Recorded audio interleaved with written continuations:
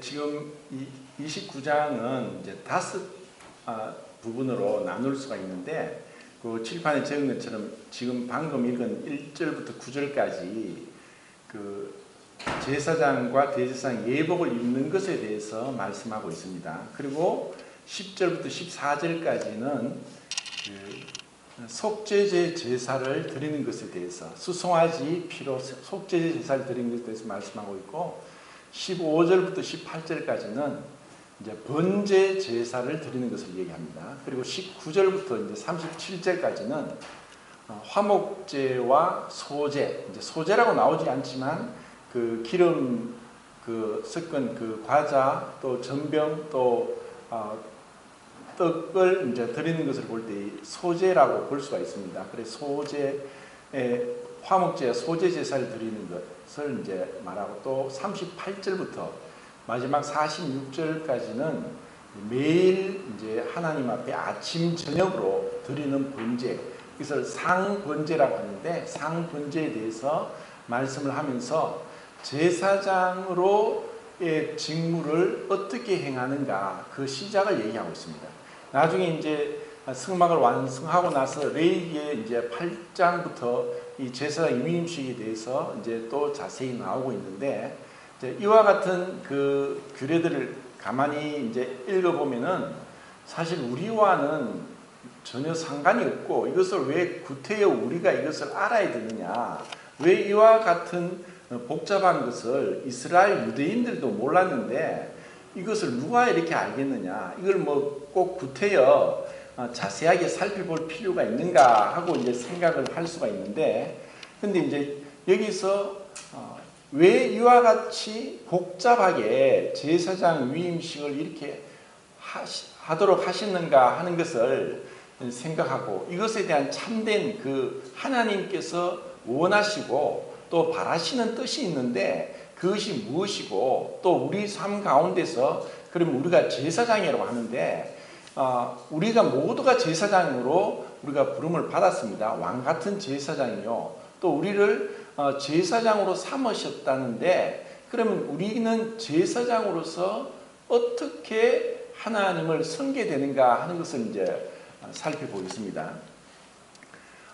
이제 46절까지 이제 너무 길기 때문에 다 읽지는 못하고 우선은 이제 이 말씀들을 이제 이제 개략적으로 제가 말씀을 한번 드리면은 모세가 있고 그리고 아론과 또 지금 여기는 나답과 아비후와 엘라살과 이다만이 있는데 그 제사장 위임식을 통해 하나님을 섬길 수 있는 그러한 직분으로서 세우는 그 자리가 지금 이 제사장 위임식입니다. 그런데 하나님을 섬긴다고 이 아론과 그의 아들들이 하나님 앞에 이제 몸을 씻고 그리고 제사장 옷 우리가 봤던 세 가지 그 속옷이라고 하는 고위를 입고 띠를 두르고 관을 쓰고 그리고 대제사장인 아론은 그에다 에봇 겉옷 받침을 입고 판결 흉패를 붙이고 어깨에 견대와 또 관에 이제 금패에다가 여호와께 섬기리라는 것을 이제 꽉 묶어서 그렇게 관에 이제 매단 그런 7가지 옷을 입는 것을 이제 지난 시간에 말씀을 드렸는데 그렇게 하는 것을 가만히 살펴보면은 아론과 그의 아들들이 하나님을 섬기기 위한 제사장으로서 부름을 받게 되었지만 실상은 마치 모세가 어린 아이에게 마치 어머니가 아이들에게 몸을 씻기고 옷을 입히는 것처럼 다 모세가 하고 있는 것을 봅니다. 그래서 이 말씀을 이제 이 29장을 자세히 읽어보면은 분명히 제사장으로서 하나님을 섬기도록 부름을 받았는데 어린아이도 아니고 다 큰 사람을 그리고 그 모세가 자기 형이고 아론은 자기 형이고 또 그 아들들은 자기 조카가 되는데 그들의 몸을 씻기고 옷을 입혀주는 것을 말씀하고 있습니다. 그리고 모세가 그 속죄제를 위한 수송아지를 끌고 와서 잡고 또 피를 이제 그 번제단 4뿔에 4손가락으로 바르고 있는 또 번제 제사 또 화목제 소제 제사를 사실 모세가 다 주관하고 있는 것을 보고 그 아론과 그 아들들이 하는 것은 몇 가지 없습니다. 이 제사를 드리는데 제물에다가 손을 얹고 안수해서 기도하는 것이 그들이 하는 일이고 그리고 그 화목제 소제에서 그 제물의 그 고기를 먹는 것이 그들이 하는 겁니다. 그러면 나머지는 모두가 다 모세가 그들에게 이 제사의 위임식을 행하고 있는 것을 봅니다. 자, 이것은 무엇을 의미하냐 하면은 우리가 제사장으로 주님을 섬기기 위해서 부름을 받았지만 실상은 우리가 주님을 섬긴다기보다는 여전히 우리는 주님의 섬김을 받고 있다는 것을 우리에게 말씀하는 것입니다.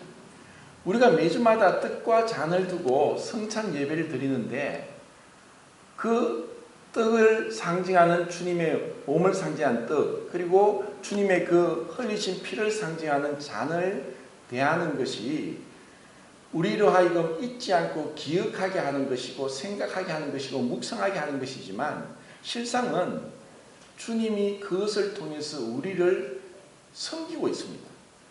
주님은 지금도 우리를 섬기고 계시고 우리를 회복시키고 강건케 하시고 위로하시고 그리고 우리에게 힘주시는 그런 시간이 이 성찬 이 예배 시간입니다. 동일하게 이스라엘 백성이 제사장 나라로 부름을 받았지만 그들이 믿음이 없었고 참 하나님의 뜻을 몰랐기 때문에 하나님이 그들의 믿음 없음을 이미 아시고 아론의 자손들만 제사장 직분을 감당하게 했습니다. 그런데 지금 우리가 신약시대에 예수님이 오셔서 그 모든 율법에 있는 그 상징적인 의미들을 십자가에서 완성하시고 우리에게 더 이상 그림자가 아니라 실체를 보여주신 지금 신약 교회 시대에도 여전히 구약 시대로 돌아가면서 그 그림자 안에 갇혀 있는 사람들이 너무나 많습니다. 제사장에 대해서 우선 마치 성직자를 제사장과 동일하게 바라보고 있고, 성직자가 있고 평신도가 있고 이렇게 이제 구분을 하고 있는 것은 참으로 이 안타깝고 답답한 실정입니다. 그러면 우리는 만인 제사장, 우리는 모든 구원받은 형제 자매들은 모두가 제사장이라고 하는 것은 그 의미가 정말 우리가 여기 있는 출애굽기 29장에 있는 이 말씀대로 하나님께서 진정으로 우리에게 원하시는 것이 있습니다. 우리는 사실 그 아론의 아들과 아론이 그 모세로 하여금 몸을 씻고 옷을 입히고 하는 것처럼, 그리고 머리에 기름을 붓고, 그리고 오른 깃뿌리와 오른손 엄지가락 그리고 오른 엄지 발가락에 그 피를 바르는 이와 같은 것들을 보면서 하나님께서 이제 모세가 마치 성령 하나님과 같이 그들에게 행하는 것을 보여주고 있습니다. 우리도 마찬가지입니다. 우리는 마치 그 어린아이가 태어날 때 자신들이 사실 태어날 때 아무도 한 것이 없습니다. 그 부모로부터 태어나게 되었고, 또 부모로부터 돌봄을 받으면서 씻겨주고 입혀주고 재워주고 먹여주고 하면서 자라게 하는 것처럼 하나님께서 영적인 출생을 통해서도 우리에게 동일하게 행하고 계십니다.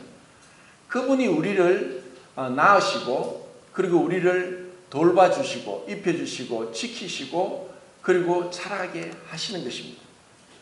이것을 우리가 알게 될 때 참 그 놀라운 은혜 가운데 우리가 사실 거듭난 것도 주님의 전적인 은혜입니다. 그리고 우리를 깨끗하게 씻겨주시는 그것도 주님의 크신 은혜입니다. 그리고 우리를 씻겨주시고 우리에게 아름답고 영화로운 옷을 입혀주신 것도 주님이십니다. 우리가 믿음으로 그리스도로 옷 입었다. 갈라디아 3장 27절에 그렇게 말씀하고 있는데, 실제로 그 옷도 주님의 그 의의 옷을 우리에게 주신 것입니다.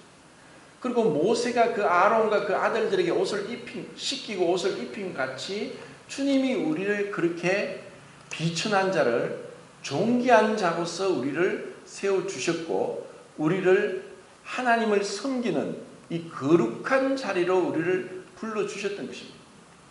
그리고 이제 이 제사를 통해서 먼저는 속죄제 제사를 드립니다.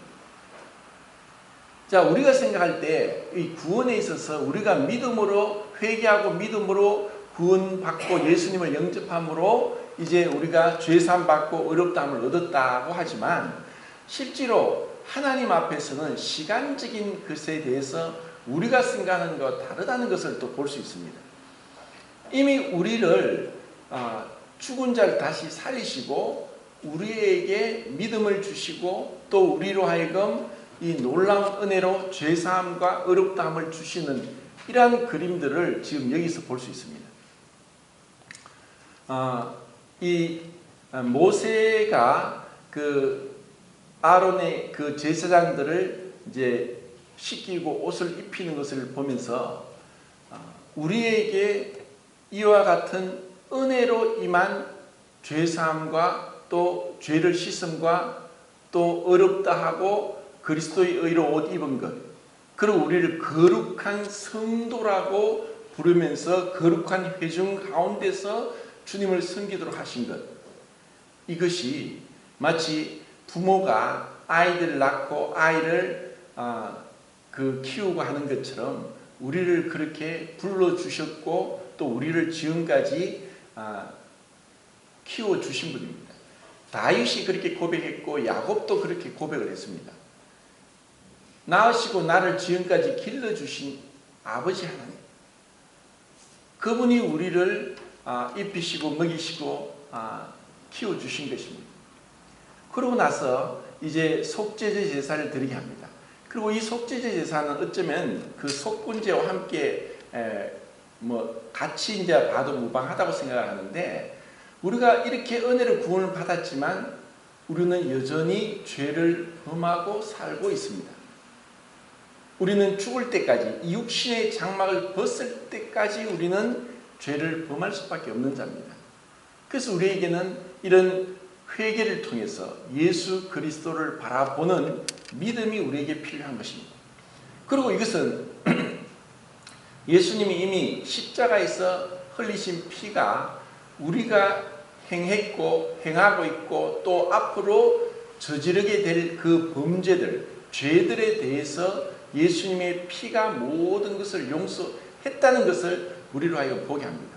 그래서 그 피를 그 제사장들의 그 속죄제를 위한 제물은 수송아지였습니다. 그리고 이스라엘 온 백성이 죄를 범했을 때도 수송아지입니다. 그러니까 제사장은 이스라엘을 대표했고 이스라엘 모든 백성이 죄를 범했을 때의 제물과 제사장들이 죄를 범했을 때의 제물은 동일한 수송아지였습니다. 그 피를 이제 네 손가락으로 번제단 뿔에 바르고 그 밑에다 쏟는 것을 통해서 속죄제 제사를 드렸습니다. 왜 네 손가락이냐? 자, 우리가 손가락이 이제 5개가 있는데 이제 엄지 손가락을 딱 제외하면 네 손가락으로는 마치 뭐 우리가 밥을 먹을 때 포크를 쓰느냐 젓가락을 쓰느냐 그 차이입니다. 포크를 쓰면 찝는 것밖에 못합니다. 그런데 이제 젓가락을 쓰면은 자유자재로 이제 음식을 쉽게 잡고 이렇게 할 수 있죠. 그래서 네 손가락으로 그 수송아지 피를 번제단의 4개의 뿔에다 바른다는 것은 이 피는 그리스도의 보혈의 피는 참으로 귀하고 귀한 보혈입니다. 그래서 보혈, 보배로운 피라고 합니다. 그것은 엄지손가락이 없으면 그 피를 우리가 함부로 이렇게 피에 대해서 함부로 하지 못합니다. 그냥 찍어 바르는 것밖에 안 됩니다. 엄지손가락을 써서 이것을 피를 우리 임의대로 만지고 이렇게 할 수 없도록 4개의 손가락으로만 했다는 것입니다. 그리고 또 나중에 모세는 아론과 그의 아들들에게 그 오른 귀의 깃뿌리와 그리고 오른손 엄지 손가락과 오른 엄지 발가락에 피와 기름을 묻혀서 그들을 거룩하게 구별했다고 했습니다. 이것은 그 피가 우리를 거룩하게 구별하는데 피는 귀에다가 바름으로 인해서 우리가 듣는 것에 있어서 순종할 수 있도록 이전에는 구원받지 않았을 때는 우리는 불순종의 자녀들이었습니다. 공중의 권세 잡은 자들 아래에서 불순종하는 아들들과 함께 우리는 마음과 육체의 원하는 것을 하면서 본질상 진노의 자녀였습니다. 이제 제사장으로 부름받았다는 것은 네 이제 아버지 말씀에 순종하겠습니다 하는 마음으로 아버지께 나오는 것입니다. 그리고 오른손가락에 피를 바르는 것은 사실 아까 이제 그 네 손가락으로 그 수송아지 피를 번제단 뿔에 바른다고 했는데 오른손가락이 만약에 없으면 어떻게 되느냐? 이 동물들과 같이 그런 손이 됩니다. 그러니까 이 오른손 엄지손가락은 사람이 동물과 구별되도록 했고 이것을 통해서 도구를 만들고 무엇을 만들고 또 이런 사람으로서 동물과 구별되는 뛰어난 능력을 가지고 하나님을 섬길 수 있도록 한 것이 오른손 엄지손가락입니다. 엄지손가락 없으면 사실 무엇을 잡는 것도 쉽지 않고 뭔가를 만드는 것도 쉽지 않습니다. 이 엄지손가락이 얼마나 중요한지 그래서 이것을 엄지손가락을 통해서 우리가 행하는 것에 있어서 철저히 하나님으로부터 구별되어서 거룩하게 이전에는 우리의 욕심을 위해서 내 어떤 기쁨을 위해서 살았다면 이제는 주님을 섬기는 것 먹든지 마시든지 하나님의 영광을 위해서 해라. 하나님의 영광을 위해서 내 손도 하나님께 드리고 구별하겠다는 헌신의 표시가 오른손 엄지손가락에 피를 바르는 것입니다. 그리고 오른발 엄지발가락은 사실 우리 몸에 잘 아시는데 우리 몸에 뼈가 몇 개죠? 206개입니다. 그런데 발에는 뼈가 몇 개가 있을까요? 오른발 왼발 오른발에 26개 왼발에 26개 52개의 발이 우리 몸에 몰려 있습니다.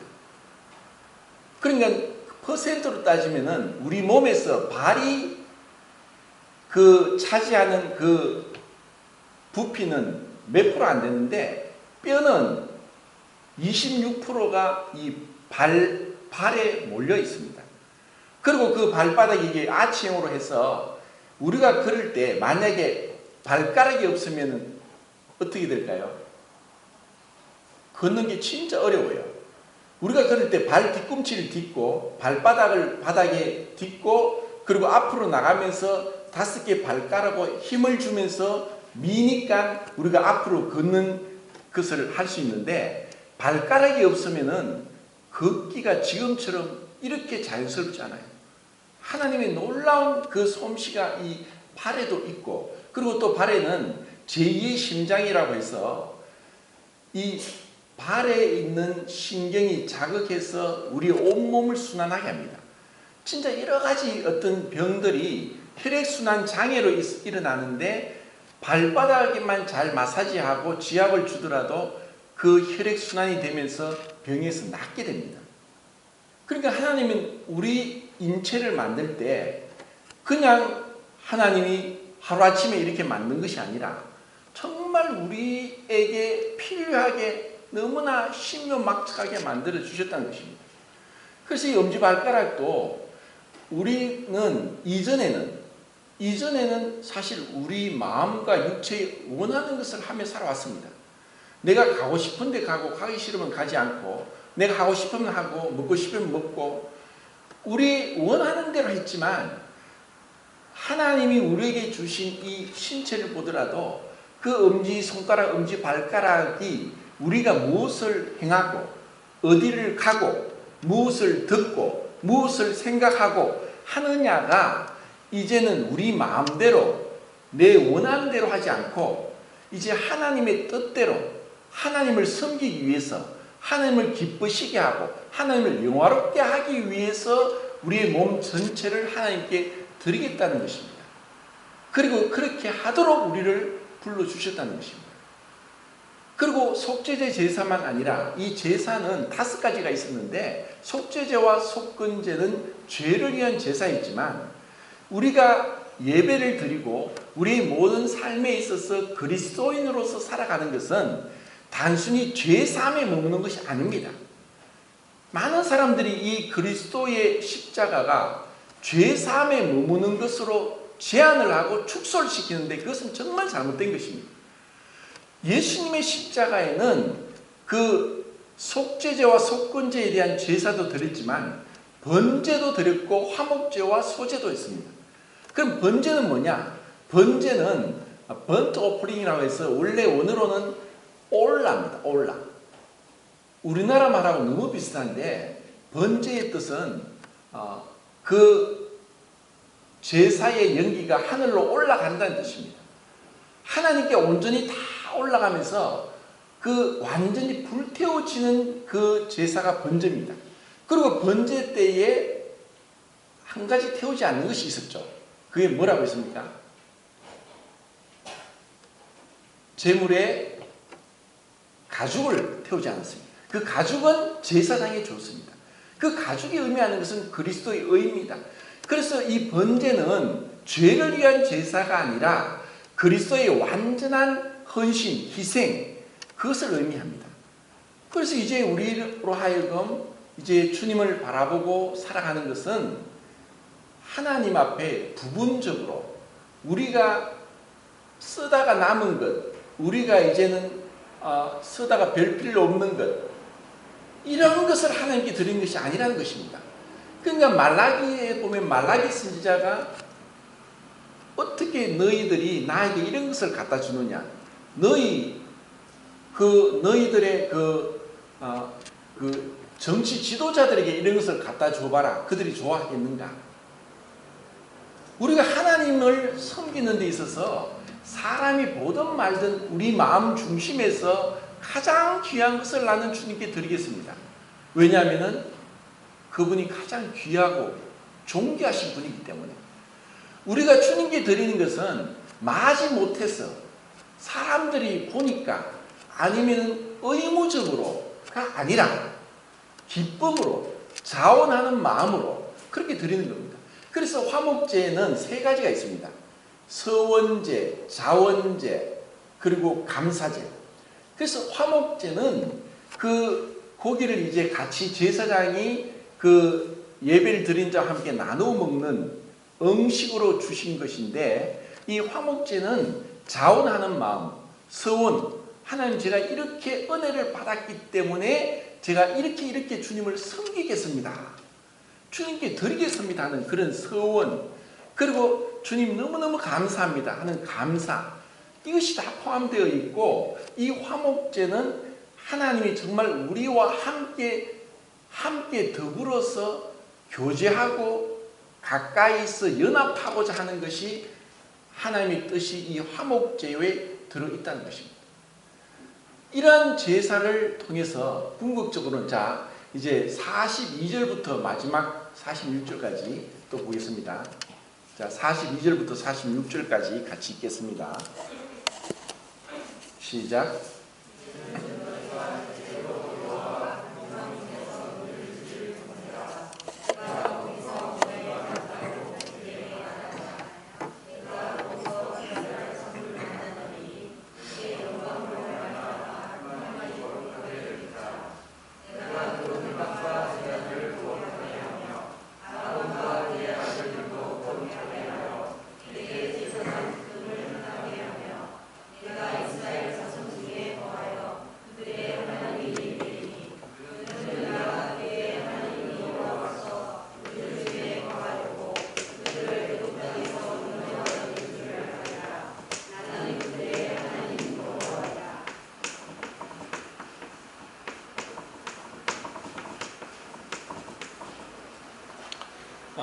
자, 이제 사실 뭐 너무 이제 앞부분을 조금 읽어보면 좋겠는데 성도님들이 집에서 읽으시고, 지금 제사장 임임식에서 이제 42절부터 하나님 말씀하시는 것은 내가 너를 만나고 내가 너와 함께 거하고 내가 너를 거룩하게 하고, 이 말씀을 계속 하십니다. 자, 이런 우리는 앞에서 제가 말씀드린 것을 잊어버리더라도 하나님이 정말 이스라엘 백성들에게 또 제사장들에게 그리고 신약의 우리 그리스도인들에게 하나님의 원하시는 뜻이 있습니다. 그것은 내가 너를 만나겠다, 내가 너와 함께 하겠다, 함께 거하겠다, 그리고 내가 너를 거룩하게 하겠다 하는 것이, 이것이 하나님의 뜻입니다. 볼지어다 내가 문 밖에 서서 두드리노니 누구든지 내 음성을 듣고 문을 열면 내가 그에게로 들어가 그로 더불어 먹고 그는 나로 더불어 먹으리라. 유대인들에게서 함께 식사하는 것은 친밀한 관계로 서로 마음을 터놓고 교제하는 것을 유대인들이 식사를 하면서 함께 그렇게 했습니다. 하나님이 우리에게 원하시는 것도 그렇습니다. 그런데 이전에는 왜 하나님이 우리를 만나지 못했느냐? 한 가지죠. 죄 때문이었습니다. 우리의 죄 때문에 하나님이 우리를 만나기 원했는데 못 만난 거예요.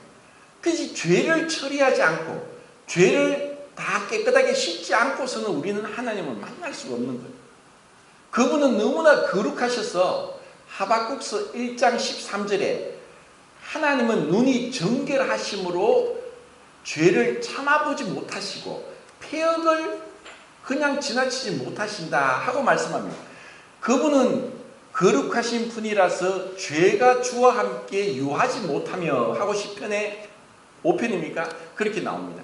그러니까 그분이 우리를 만나고 싶어도 우리가 여전히 죄 가운데 있었기 때문에 이 죄를 깨끗하게 씻은 그 과정을 통해서 제사장의 위임식을 이루어지고, 그러한 속죄제, 번제, 화목제, 소제, 이러한 제사를 통해서 이제 하나님이 말씀합니다.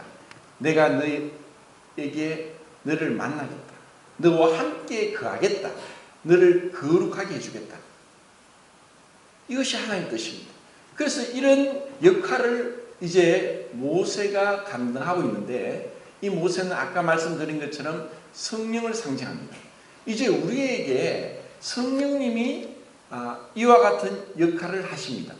그리스도께서 이 땅에 오셔서 그 완성하신 사역을 이제 성령님이 우리에게 통해서 이루시는데, 성령에 대한 상징은 뒤에 칠판에 적은 대로 5가지입니다. 물, 불, 바람, 기름, 비둘기입니다.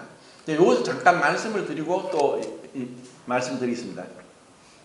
물은 깨끗하게 씻기 위해서는 물이 필수입니다. 우리 먹는 데에도 물이 없으면 필수이고, 우리가 씻는 데에도 물이 필수입니다. 그래서 이 성령님 우리를 씻게 주십니다. 물로 씻어 말씀으로 깨끗하게 하사. 그래서 성경을 읽으면서 이 성경, 하나님의 계시를 주셔서 영감을 받은 성경의 기록자들이 성경을 기록했는데, 성령께서 조명해 주실 때 이 말씀이 우리에게 적용이 되어서 이 말씀으로 우리는 깨끗함을 있습니다. 그래서 이 말씀은 참으로 하나님과 교제하고 그분을 만나고 함께 거하고 우리를 거룩하게 하는데 이 말씀은 참으로 중요합니다. 그래서 물이 씻겨주서 깨끗하게 씻겨주고, 불은 소독을 하고 더러운 것을 태워버립니다. 이 불과 같은 성령이 심판을 상징하기도 하지만, 우리 그리스도인들에게는 이 정말 불과 같은 방망이 같은 그 말씀으로 우리의 완고하고 우리의 고집스럽고 회개치 아니한 마음을 깨뜨리시고 그분 앞에 정결함을 입도록 그분이 성령의 역사가 이와 같이 임합니다. 그래서 오순절날 불의 혀 같은 것이 각 사람들에게 임하면서 성령이 임했다고 했습니다. 불의 혀라는 것은 그 불의 어떤 능력을 나타내기도 하고 정결케 하는 것도 의미합니다. 그리고 기름을 볼 때, 기름은 부드럽게 하는 것이고 연합시키는 것이고, 그리고 또 기름은 물과 분리되면서 우리에게 있는 불순물과 분리시켜서 하나님께 속하면서 그분과 진정한 연합 가운데 들어가게 하는 것이 기름입니다. 그래서 이것은 우리 몸에도 기름 역할을 하는 게 관절이죠. 뼈가 부딪히면은 그것보다 더 고통스러운 게 없습니다. 그거는 통증은 엄하게 아픕니다. 그런데 우리 관절이 있으니까 괜찮은 것처럼, 그리고 우리 차에서도 이런 윤활유가 없으면 차가 돌아가지가 않습니다. 그러니까 이 기름은 우리를 하나님과 연합시켜주는 그런 역할을 하고 있다는 것입니다. 그리고 이 제사에도 항상 이 기름이 피와 기름이 동등하게 4분의 1 흰으로 그렇게 제사에 드려졌고 하는 것을 보게 됩니다. 그리고 바람은 보이지 않지만 바람이 상징하는 것은 능력입니다. 그리고 이 능력은 그리스도인에게 하나님이 주시는 축복입니다. 이 능력은 우리에게 있는 것이 아닙니다. 힘으로 능으로 되지 않고 오직 나의 신으로 된다 하고 스가랴서 4장 6절에 나오는데, 우리의 능력이 우리의 지식에 있지 않고 우리의 경험에 있지 않고 또 우리의 인간적인 어떤 방법에 있지 않고 주님으로부터 온다는 것입니다. 그래서 우리에게 정말 능력이 없다, 기도의 능력도 없고 어떤 삶의 경건의 능력도 없고, 또 우리가 그리스도인으로서 마치 빛과 향기를 발하지 못하고 소금의 역할을 하지 못하는 것은, 정말 우리가 주님 앞에 회개하고 엎드리고 다시 은혜를 입어서 이 능력이 내게 있지 않고 내가 겸손하지 못하고 경건하지 못하고 주님 앞에 엎드리지 못해서 그 능력이 나를 통해 나타나지 않는 것에 대해서 우리가 슬퍼해야 됩니다.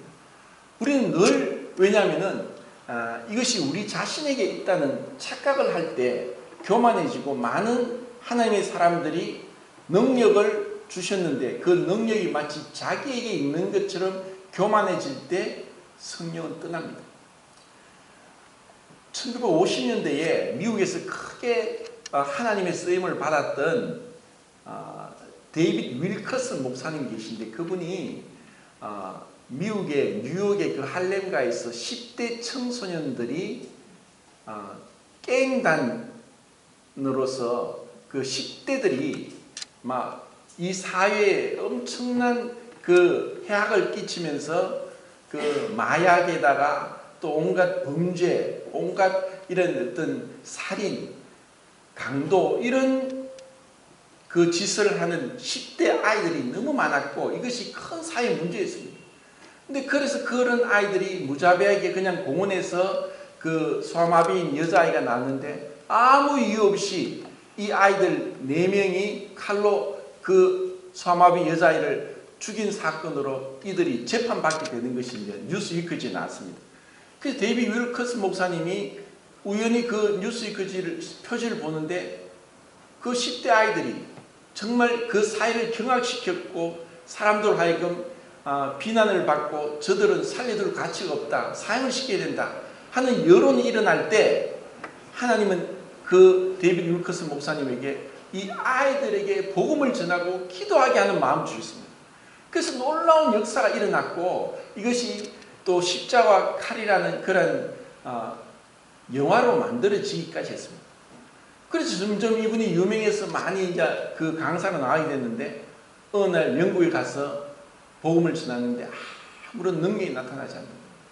그래서 자기가 크게 회개하고 모든 집회를 몇 년 동안 내려놓고 또다시 주님 앞에 엎드려 기도했던 그러한 것들을 이제 그 제가 책에서 읽은 적이 있습니다. 능력이 우리 사람에게 있지 않습니다. 사람을 바라보고 사람을 섬기면 또 우상숭배입니다. 그 사람이 아무리 하나님께 귀하게 쓰임 받았다 할지라도 그것으로 자기가 스스로 높이고 교만해지면 하나님의 능력은 떠납니다. 이가봇. 그런데 사람들은 과거에 내가 이렇게 해서 큰 능력이 있었다고 하면서 여전히 하나님의 능력이 떠났는데도 그것을 모르고 교만한 가운데 있는 하나님의 사람들이 많습니다. 삼손이 머리가 잘렸는데도 그는 죄 가운데 있으니까 내가 일어나 힘을 떨치라 하고 했지만 그는 꼼짝 못하는 평범한 범인으로 돌아갔습니다. 이전처럼 자기는 힘을 떨치라고 생각했습니다. 그런데 이미 들릴라의 속임수에 의해서 블레셋 사람들에게 포로가 되고 머리가 잘려서 하나님은 떠나가셨습니다. 우리에게도 이런 하나님의 능력이 없다면 우리는 아무런 열매도 맺을 수가 없습니다. 자, 그리고 마지막으로 비둘기는 참으로 온유하고 부드럽고 평화를 상징합니다. 자, 로마서 8장 26절을 보겠습니다.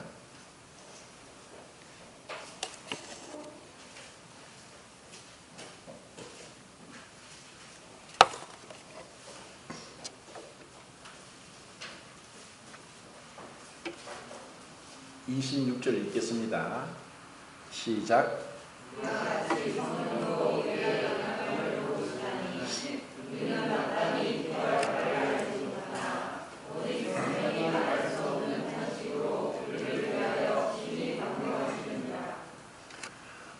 이 출애굽기 29장에 있는 말씀을 한마디로 말하면 지금 로마서 8장 26절이라고 말할 수 있습니다.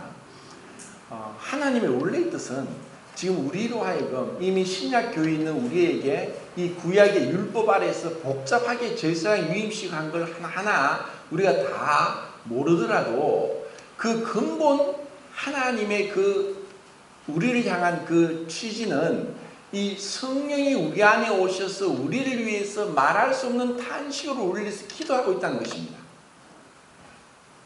그러면 왜 성령이 이렇게 말할 수 없는 탄식으로 기도하시느냐? 성령님은 하나님이십니다. 하나님이시고 어디나 계신 분이시고 동등하게 예수님이 인자의 말을 거역하는 자는 용서를 받을 수 있지만 성령을 회방하는 자는 영원히 용서받지 못한다 말할 정도로 성령님을 회방하고 성령님을 거스리는 죄는 이거는 용서받지 못하는 겁니다. 성령님은 하나님이십니다. 그 성령님을 왜 그리고 우리 안에 말할 수 없는 탄식으로 탄식하시느냐?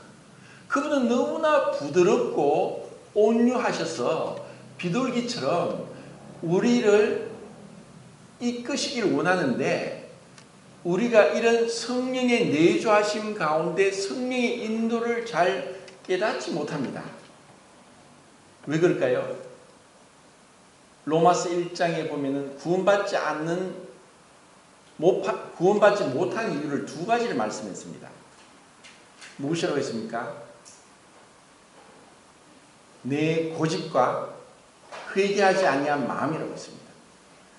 자, 왜 그들이 구원받지 못하느냐? 예수님이 이렇게 완전한 십자가의 사역을 완성하셨는데 왜 구원받지 못하느냐? 고집, 그리고 회개치 않는 마음입니다. 자, 그러면은 우리 구원받은 자들에게는 이것이 이제는 다 사라졌을까요? 그렇지 않습니다.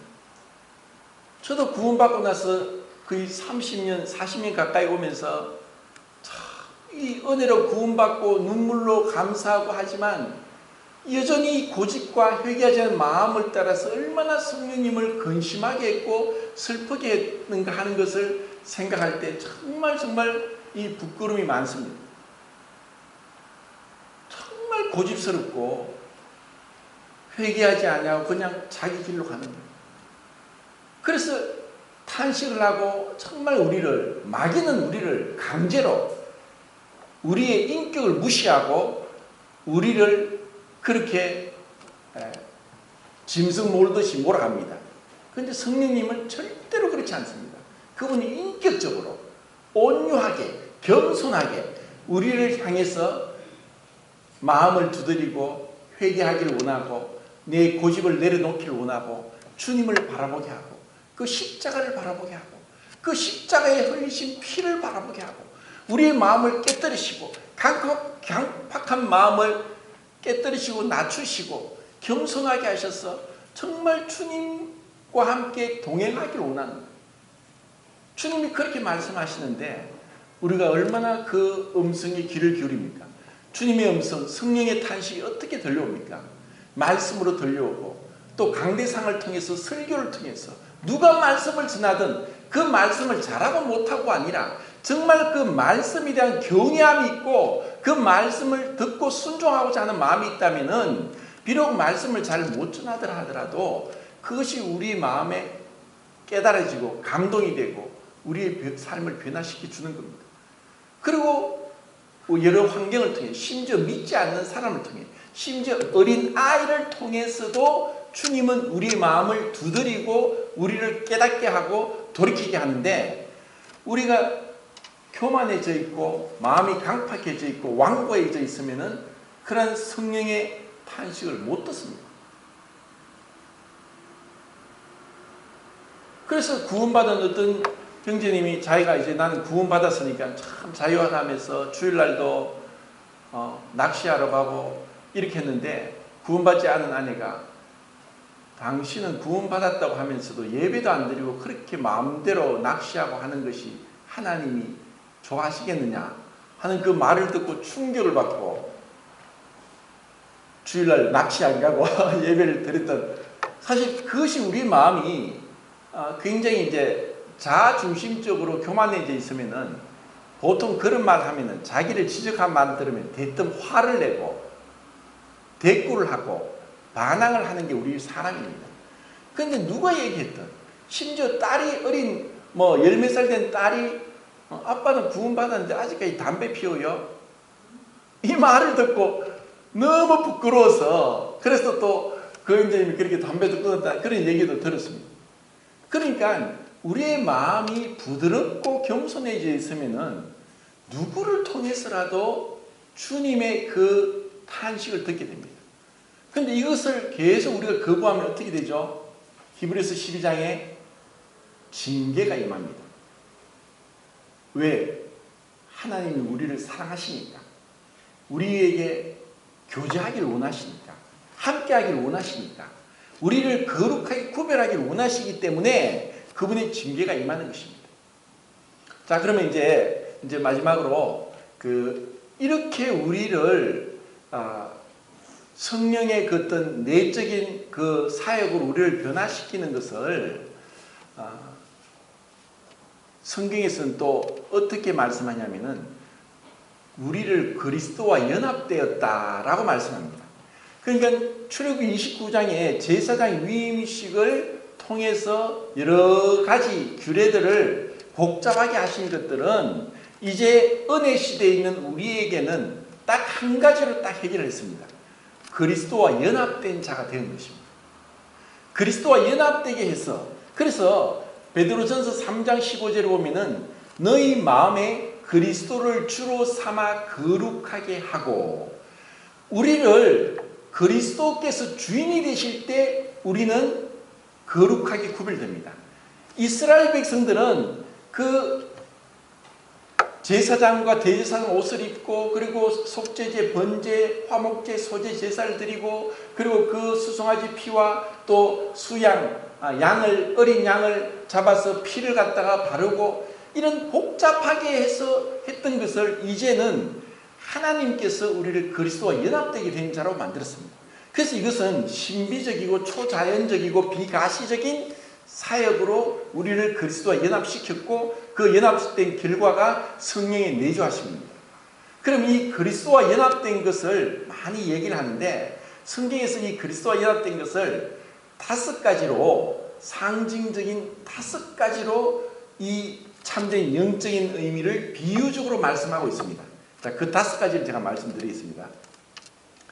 첫 번째, 그리스도와 연합됐다는 것을 어떻게 말씀하냐면은, 우리는 각자 구원받을 때 개인적으로 주님께서 우리 각자에게 다 따로따로 다르게, 그 우리의 상황과 형편이 다르기 때문에 다르게 구원받습니다. 우리 구원은 다 다르게 받았습니다. 그래서 천편일률적으로 같지는 않습니다. 그래서 내 기준에서 안 맞다고 저게 구원받지 않았다고 하는 그런 잘못된 판단은 정말 어리석은 겁니다. 그런데 이렇게 다양하게 구원받았는데, 이 구원은 어떻게 했냐? 우리를 어두움에서 빛으로 불러내고 사단의 권세에서 하나님께로 돌아오게 하고, 예수님을 믿어 거룩하게 된 무리 가운데서 기업을 얻게 하려 함이라 하는 그 사도행전 26장 28절 말씀처럼, 우리를 이제는 거듭난 성도들의 무리의 한 지체로 우리를 불러주셨습니다. 우리의 몸에 지체가 여럿이 있지만 한 몸인 것 같이, 우리 그리스도인들이 이제 구원받고 나서 절대로 혼자서는 못 살도록 하나님이 우리 몸의 한 지체로 불러주셨습니다. 그래서 이 교회라는 것은 참으로 중요하고, 주님 오실 때까지 이 교회가 아름답게 보호되면서 주님 앞에 들림받는 것입니다. 그러면 우리의 몸인 교회의 머리는 무엇입니까? 그리스도입니다. 그래서 골로새서에 교회의 머리가 그리스도다. 우리는 이 몸이 머리와 분리될 수 없는 것처럼, 몸이 머리와 분리되면 살지 못하죠. 죽은 겁니다.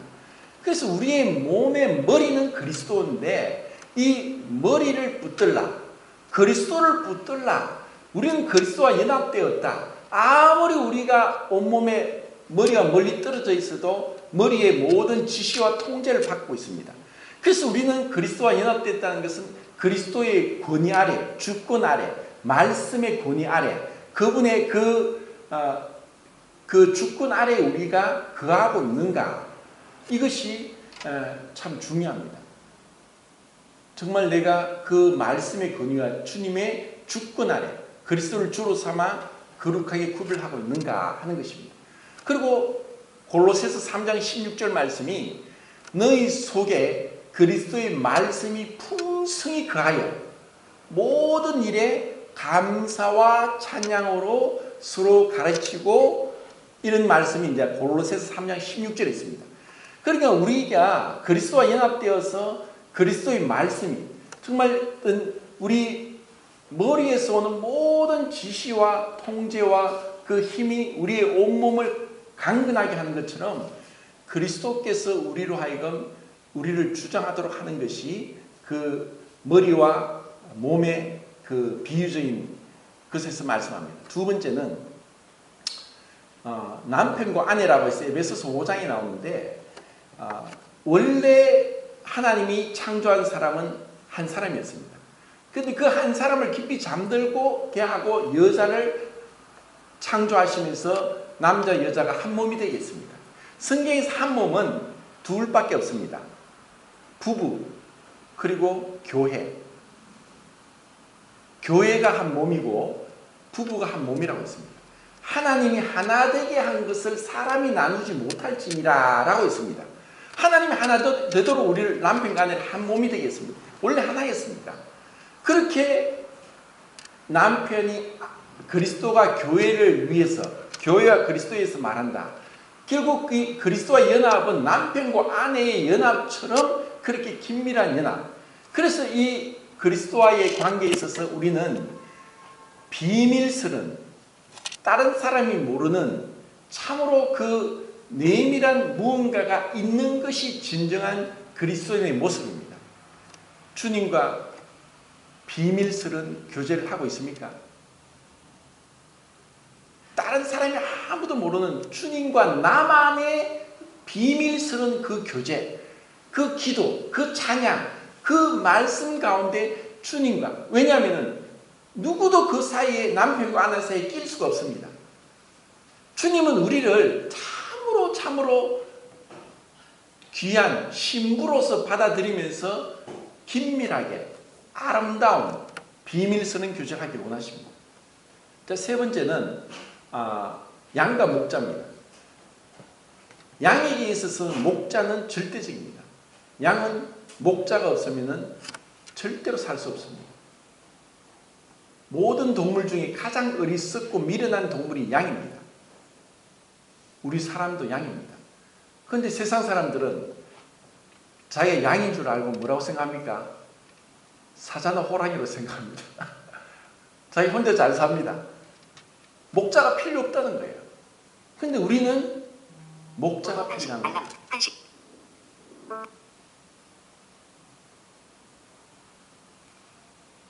우리는 목자가 필요한 거죠. 자, 시간이 다 됐는데 그리고 포도나무와 가지. 요한복음 15장에서 가지가 포도나무에 붙어있지 않으면 열매를 맺을 수 없다. 너희가 나를 떠나서는 아무것도 할 수 없다. 정말 그것을 우리가 알면은 주님과 절대로 그 긴밀한 교제 가운데 떨어지지 않으려고 할 것입니다. 다섯 번째는 주님은 우리에게 요한복음 6장에 뭐라고 했습니까? 생명의 떡이다. 우리는 떡이 없으면 살 수 없습니다. 우리의 주님이 없으면 우리는 살 수 없습니다. 우리 몸의 떡은 절대적입니다. 필수적인 것입니다. 정말 내가 말씀 없이 살 수 없습니까? 말씀을 그렇게 귀하게 말씀을 가까이 하고 있습니까? 주님이 원하신 그 제사장 위임식에 제사장이 우리에게 말씀합니다. 내가 너를 만나고 너와 함께 거하고 너를 거룩하게 하리라. 이렇게 우리를 존귀하게 우리를 변화시켜 주신 주님께 감사하면서 그리스도와 연합된 가운데 주님을 기쁘시게 섬기길 바랍니다.